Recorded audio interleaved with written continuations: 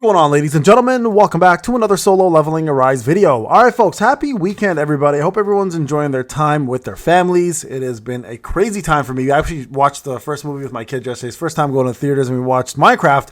And luckily, Chicken Jockey didn't get us. Thanks to the staff for making sure that everybody was civil. And thank you for people in Canada for not being that crazy. So that was a hell of an experience. And I do want to talk about something game related, because there have been quite a few of you folks reaching out to me asking me how I'm able to hit certain stats on certain characters and what the secret is into getting it done. So I'm going to tell you guys my method for getting yourself to a certain point, especially for free-to-play players, because this is a heck of a struggle. Now, you guys can see here my stats is at 349, 350, but if I were to go, and I hit 45.8K, but if I were to go all the way across to just, if I want to do all strength, for example, I could, in fact, hit 50K, no problem. So you guys go 50K right there, right? I'm going to go ahead and reset that again. It's a big-time waste of gold, but it is what it is to prove a point.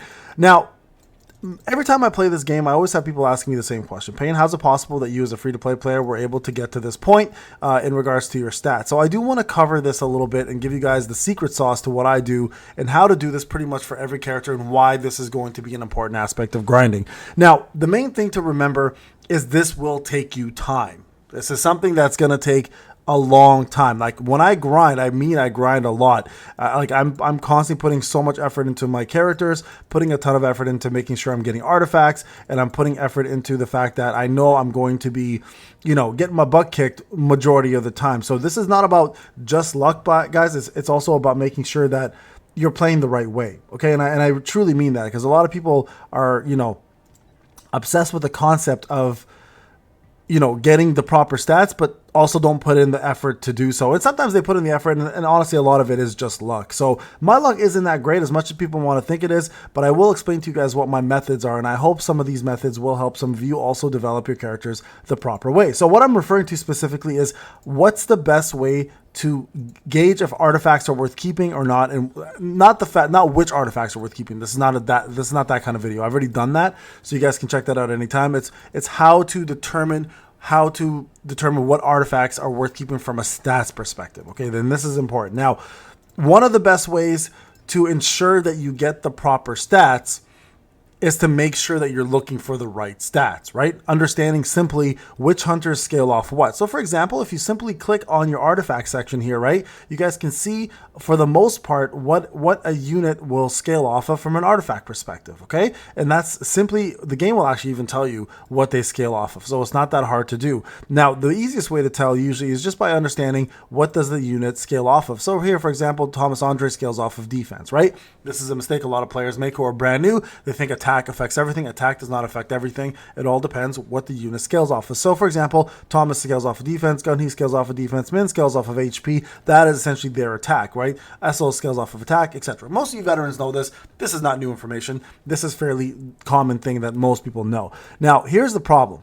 Where it becomes an issue for a lot of people is what are you supposed to look for when you're getting yourself a character leveled up? Like what is the detail information that you want for a character, right? And you guys can see here, for the most part, all of my artifacts will have a certain setup that you should all be looking for, okay? And the way to tell now, they have changed this, by the way, what your character looks for is if you click on the character now, this has now become a new screen that they didn't have before. Before it should say, like, it would say like recommended stats. Now it says artifact effects, where you want HP, for example, for Min, you want HP, crit damage, and then healing give an increase. For Sauron, you want HP, damage increase, crit damage. You guys can see all of this is exactly what you're looking for. Now look, you can see, for example, if I click on this, the crit hit rate, the crit hit damage, defense penetration, etc. is all there for my stats. But if you want further stats, you just got to click on this here, and you guys can see exactly what they're looking for. So, for example, they want damage increase on this unit. I don't have it, so I got to get better stats on that, right?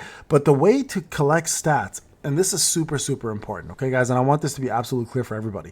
The way to collect stats properly is you want double main stats on every piece of armor that you can get.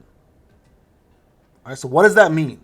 What does that mean? Now, before I go into that, I do want to remind everybody, that's right, I'm doing this. I do want to remind everybody the content creator program is going on. Remember, guys, to support, we have 5 active codes. I'm currently giving out all of these codes right now today. I'm on the 3rd one. Everybody should be getting them in the mail that are new supporters. All existing supporters should already have them. There's a brand new code coming as well, too, which I've submitted. So we should be getting that very, very soon once Netmarble approves it. So that'll be 6 active codes for everybody who is a supporter. We are 4 away. Hell, we might even be done by now. We're 4 away from getting to 10,000 supporters. Click that support button, guys. Get yourself in there. Get yourself some free codes. It's easy. It's free. Doesn't cost you anything, and it benefits me as a content creator. So thank you for supporting your boy, and I appreciate, of course, my top 10 all the way over to almost my top 10,000. So again, guys, please, please, please click that support button, get yourself in, and get yourself some free codes. Now, let's go back to the video. Here's what I'm referring to, all right? Every piece of artifact, for the 99% of the time, I look for 2 things.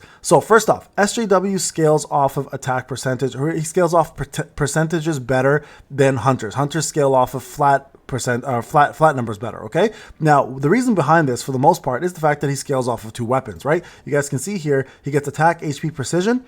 He gets those stats twice because he gets to wear 2 weapons. So unlike hunters who only get the 1 weapon, he gets the benefit of both. So this is why the percentage numbers are always better at the higher end levels for SJW. Okay, and that includes cores as well as regular stuff such as defense, HP, etc. Right now, for hunters, on the other hand, it is better for flat percentages. Now, if you look at my SJW, for example, this is what I'm referring to. For a lot of those folks who don't understand, you never want to go, for example, HP percentage just because you have attack. No, you always want the main stat to be the main, the main stat to always be his main stat. So for example, his main stat is attack percentage. The only time, and I'm going to make this clear, the only time you don't want attack percentage to be your main stat is if you want to chance it and put additional attack up here and somehow get your attack percentage to +4 or +3 in the stat section. That's very hard to do. It's a lot of RNG. So this is usually the better route to go for, or the safer route to go. But if you can somehow manage to get a +4 like this, for example, look, the substat becomes 31%. Right, the main stat only goes to 25.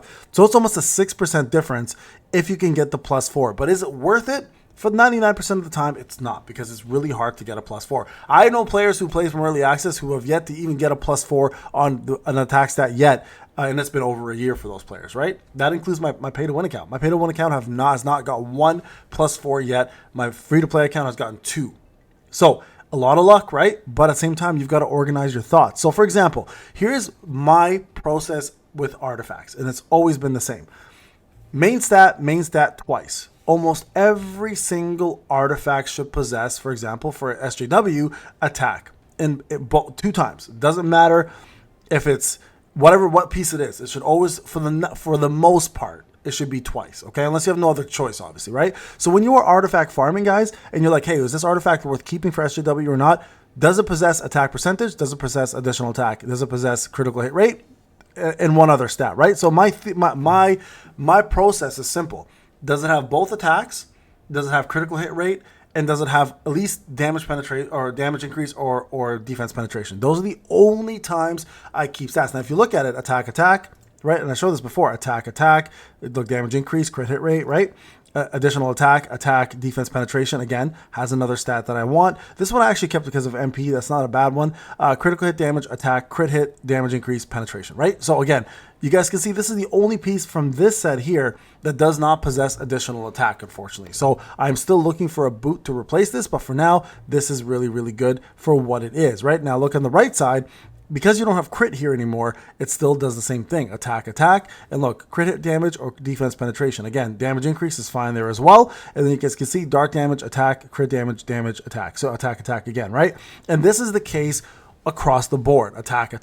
And this is the only one I think here that didn't have double attack, but I got attack +3, which is close to a main stat attack percentage, right? Look at that, 23 versus 25. Now, the beauty of a substat also, keep in mind, is you can boost it further with enchantment. So this is technically not 23, it's actually 24.7, right? Which is still very close to a main stat because you cannot enchant a main stat. So even having a substat at +3 sometimes is almost as close as having a main stat. So this is an important piece of the puzzle, guys. A lot of people struggle with this because all they do is they look for one main stat and they stop there and they're like, no, this is good enough. You should never do that. And this goes the same for Thomas.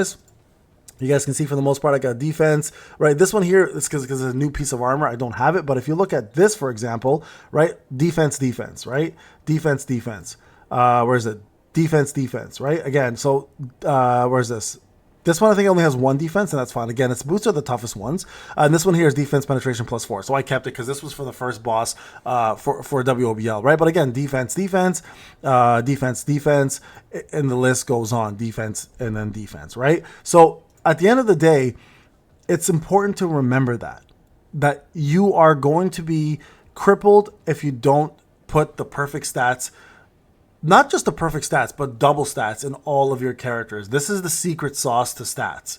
All right. For a lot of people, you're too comfortable with putting just one main stat in there. You should never settle for one main stat. You're going to be farming a lot of artifacts, and a lot of your artifacts are going to be useless. So it's good for you guys to start looking for things that will have double. And I only ever really save, for the most part. If you look at all my saved artifacts, right, my locked ones, you'll only ever see ones that have double artifacts or double stats, right? For the most part.